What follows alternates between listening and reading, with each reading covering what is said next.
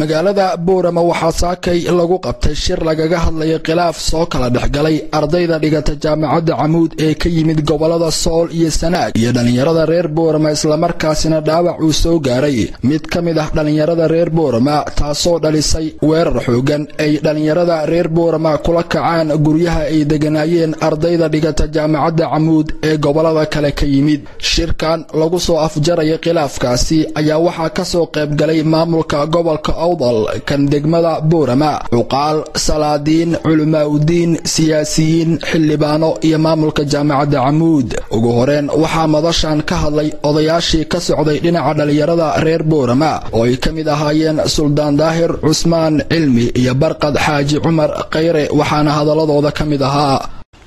ayna qodaan dugtugaaday dadweynaha dhalinyarada lagu digaatayay haddii ay tahay waxay qaabay haddii cabsigelin diintii sababtayada ay ku dhacday hadii ku adeeyo arrintaasi anaga iyo beeshii bari ka timday ee mubaadilada ka heshiiyay waxaanu kala qaadanay diinadii dawladda la qaatay ibliisku jilaakiisu midada uu noqdaa aan qabto ka dhaca hadda faahfaahiyo bilka dhacday laba inan baa isku geystay oo inan ardayahay jaamacadda ku jira inan hawadayo reer Boorama ina caruurteeni imamadoodu dabeecad yahay ila soo baxeen anoon ashkataynin waxaan sheegay waalidiintay shirweynaha dowladda inan arrintaa oo inuu uga shiro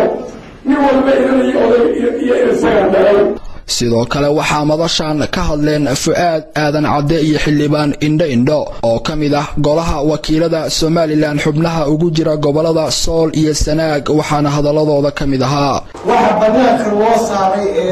meel walba la kala soo hadlay waxa ka hadli doona xildhibaanka waxaas inaanay jirin 350 euro meel taagan baa ku tagnay jaamacadda shadeeda waxa markhaatiyayna waxba la yeelin mid dakhal yar ku yaala ma jiro mid wakiilad lagu jaaxay ma jiro waxaanu ku caraarnay maxaa layni yeelay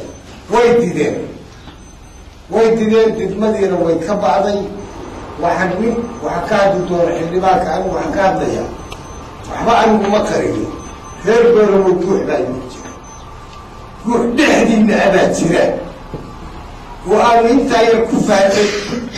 قلت قبيل باشا موت واحد كاتب وأنا نكو تتبدل ولا جالس عامش نايتي إلا نايتي وإلا هي مالي ولا إيدك خربتي مالي والبوال الشيء حتى نقول عيد كتير كمتير قول عيد كتير لما نتجمع على اللفتة حرام المقدرة وأنت هرجس جامعة كفر هذا يدين فرضها وبشوفك من الليل. أنا كنت أحسن وياس كيف لا أنا ولا كيسان قوي. لا ترى إن الحاسة قاتها ويلكي بوت قاتها وحي أي ويلكي بوستي أي حاسة قاتها. أنا كنت أحسن وياك كيف تقدر يصير وناسنا أي واحد كذا. أنا كنت أحسن من الشام بدر على تاني أنا أقول إني بدر وهنقول أحسن شو الإنترنتية بيرتك اللي وصدق الشيء تقولي بيرتك يعني بيرتك الكلية الإنترنتية إلى أي دور ما تقتل بكرة دور ما سناه وياه حكم واقع sidoo kale waxaa madashan ka hadleen gudoomiyaha gobolka Awdal Maxamed Daahir Cabdalle iyo maayarka magaalada Boorama Cabdiraxmaan Shida Bile waxaana iyagana hadaladooda kamid ahaa waxaan sheegayaa imika in cidii caruurteeda xajisan weyda ayna jeelka Boorama ugu tagay hadii in madeera meel ka soo geeyaan jirin waa balantaas awooda dhageysan munaasabatan idin leeyahay haddii dumar tahay haddii biyaha tahay haddii walaal tahay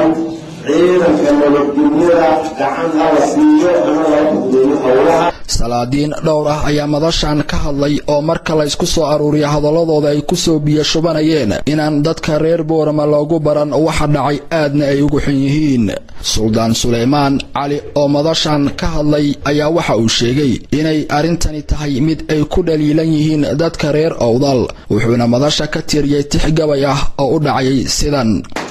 gobolnimo ilaah ku garsoorko oo guulamooya cidkala gacan ku siinayay geyigeena Soomaaliland bay u gaartahay waxaan gabadha waa lagu qabaayaan la garan waayo gidaarkaan xalaysa xatay oo gabadha toostay oo ana xabadi gawko oo lagu guulin geyigeena Soomaaliland bay u gaartahay waxaan gabadha waa lagu qabaayaan la garan waayo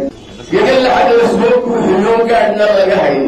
oo tuugu soo gees maran ganacsi mooyane geyigeena Soomaaliland bay u gaartahay waxaan gabadha waa lagu qabaayaan la garan waayo. Arrintan ismaandhaafka ka dhex dhalisay ardayda wax ka barta jaamacadda Camuud iyo dhalinyarada reer Boorama ee kubadda wada ciyaaraya waa midii ugu horeysay ee nooceeda ah ee ka dhacda magaalada Boorama, iyadoo deegaankana lagu yaqaan hoygii nabadgelyada Somaliland. Cabdi Fataax Axmed, Somali Channel, magaalada Boorama.